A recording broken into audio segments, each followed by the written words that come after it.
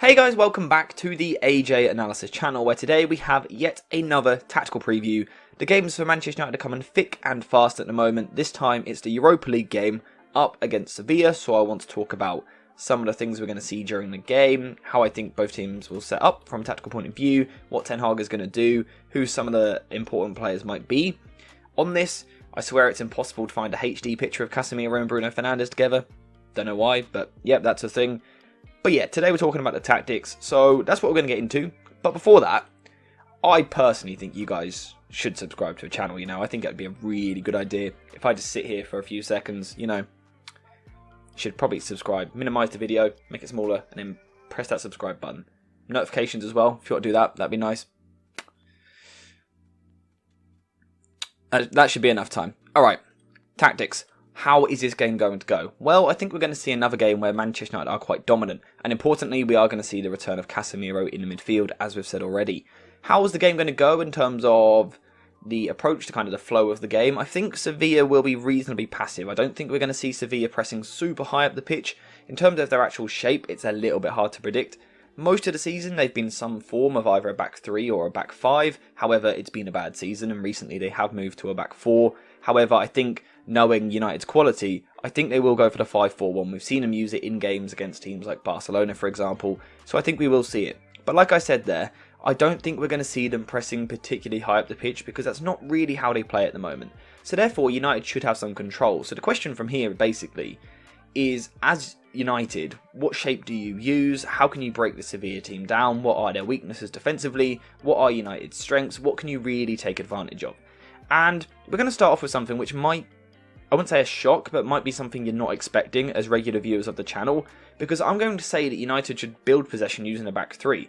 Now, the reason that might be a little bit odd is because normally, when up against one forward, I always recommend using a back two, simply because there isn't the need for the extra man.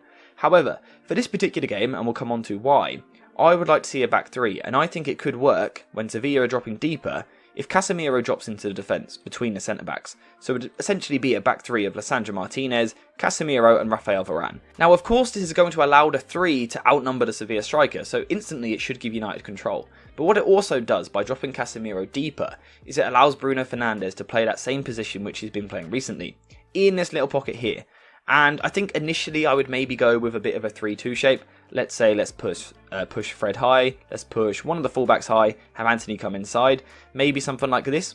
Tyrell Malacia we know is comfortable inverting into these areas. I think this is the sort of shape that I would go for early on in the game. And there's going to be a few reasons why. I think it might be obvious if you just look at it at the screen, especially if you're looking in that central area. I think we can see why I might be suggesting this shape, but I think it gives United a base of control. Casemiro playing in this deeper position means that he's able to really utilise his longer range passing, which I think is really actually underrated side of his game, so I think that could be useful for United.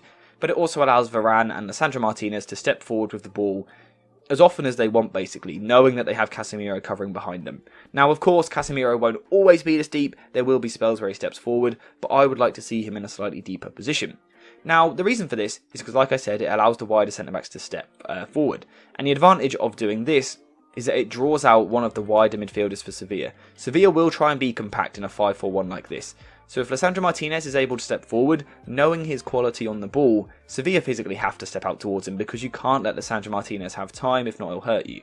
So that can draw someone like Rakitic out. And I just wonder if this is the cue for United to then go inside, where with Fred, Anthony coming inside from the right, Fernandes and Tyrell Malacia, you've got a four there. Up against maybe, potentially, just a midfield two of Sevilla, maybe a three if the winger is going to come in from the other side, but it certainly gives United that opportunity to overload the middle of the pitch. And I said it in my video the other day, I can't remember what one it was, but when you've got quality players like Manchester United do, you only need to get into these overloaded situations 2 or 3 times in the game to really hurt a team. I think using this shape early on in the game could allow United to do it on a really, really regular basis. And like I said, obviously it can rotate as well. It could be the other way around. We could see Tyrell Malacia overlap out wide. Sancho comes inside. We're going to see Fred shift across. Anthony out wide. Fernandes would then be more of a left centre mid. And Dalot, where is he? He is going to come in and form the 3-2. And what it's doing is it's allowing United to rotate in the final third while still having plenty of control on the ball. Again, I think this middle overload will be the key though. I think there's a lot of potential to really hurt this team. But with Anthony and Sancho coming, or kind of taking it in turns to come inside, I think that's where United could really hurt this Sevilla team. Because what we've seen in recent weeks against Brentford and against Everton is that Antony and Sancho actually both look really, really good. When they're coming into more confined spaces where they've got runners around them, they're looking really good in those areas. So let's say Sancho is able to pick the ball up from the left-hand side here. Malacia is going to overlap him, take the wing back. Sancho then coming into this area. I do wonder if reverse passes in this game could be a big asset, really, with Martial playing on the shoulder, assuming Rashford is injured, which it looks like is the case. That could be a useful weapon. Of course, it can happen from the other side as well. When Antony is coming inside, Dalot overlapping, it's going to allow Martial to get on the back of this defender here and make the run in behind. And with Antony, I think this is something we need to see a bit more, maybe, that reverse pass in behind. But I think it's something which United could use to really good effect. And I think if they're doing this, then Sevilla are going to be hurt, basically. And they will kind of drop deeper and deeper into more of a low block, because United really should take control of this game. I want to talk to you about an amazing tool to help you become a more composed and confident footballer. Be Your Best is football training in virtual reality. Developed by experts in Norway, it's the perfect way to improve cognitive performance, improving scanning, decision making and memory from anywhere in the world. In Be Your Best, you will go through over 800 scenarios recreated from professional games, a bit like this one from Luka Modric. You'll play from his point of view and receive feedback for your performance along the way. Be Your Best is used by athletes from all around the world, with Arsenal star Martin Odegaard using it in his return from injury, and it's also backed by science, with a recent 9-week study seeing players increase their scan rate by a staggering 28%, and now you can get 20% off your first month or year by using code HUB20 at checkout, so make sure to use BeYourBest.com or use the link in the description. From a tactical point of view, the way that I think Ten Hag will set his side up will be something similar to this. If United are on it, they should control this game. Now, of course, that comes down to execution on the day. There are days where Bruno Fernandes gives the ball away a lot, someone like Fred, Antony, whoever it may be. United do need to continue doing what they've been doing in the last 2 games, taking their time on the ball. Bruno Fernandes doesn't need to suddenly go super rash with his passing, super audacious. Keep doing what you've been doing in the past couple of games. If they're able to do that, control really should be a big thing for United in this game. The question now is, how do you create chances in the final third? Well, obviously, we've already spoken about a kind of reverse ball in behind the defence. I think that could be important. But I think the other way that they can do it is by pushing players forward. Now, again, I say this literally all the time. Try and give yourself the overload up against the back line. I say it a lot, but the reason I say it a lot is because it is such a good way of hurting defences. Especially decent defences like Sevilla. You can really, really hurt them. So the way that United could do this is by again using Bruno Fernandes, how he's been used recently, and push the fullbacks forward. You can have Dalot wide on one side and perhaps Malacia tucked in on the other, underlapping maybe, or they can both be wide. It really doesn't matter. The idea is to constantly have different rotations in the final third. But again, it's going to allow someone like Martial to rotate into different positions if there's runners off the ball, and I think that could be really, really key. The ball going to Jadon Sancho here, and Tyrell Malacia making this run. In behind, dragging defenders. It then gives room for someone like Martial to drop into, but United still have runners in other areas as well, still width on the other side of the pitch. I think they really could hurt Sevilla in this way. And again, I think this is something that United could really take advantage of. Also, when Sevilla kind of are forced into these defensive positions, their box defence is nowhere near as good as what it has been in recent years. Past few seasons, they've been one of the best defences in Spain. However, losing Diego Carlos and also Jules Koundé in the summer, they are just not the same team. And, I mean, I don't mean to be rude, but look at the players they've got in that back three. It doesn't look great. It's not as good as what we've seen in the past. And they are susceptible to back post crosses from both sides. So again, that's something that United could try and exploit. The question is, does Ten Hag really have the players to actually fully take advantage of that? I'm not too sure. I think, you know, there's not exactly aerial threats at the back post for United, so maybe that's something where it's unlikely. But if United get it right, it is certainly a way in which they could hurt Sevilla again. And the other thing, finally, is the counter-attack. Sevilla, when they get on the ball, like to push their wing-backs super high, get involved in the attack. And I think this creates opportunities for United to play on the counter-attack. Like we saw with Antony, Sancho and Rashford at the weekend, Martial, of course, isn't quite the same.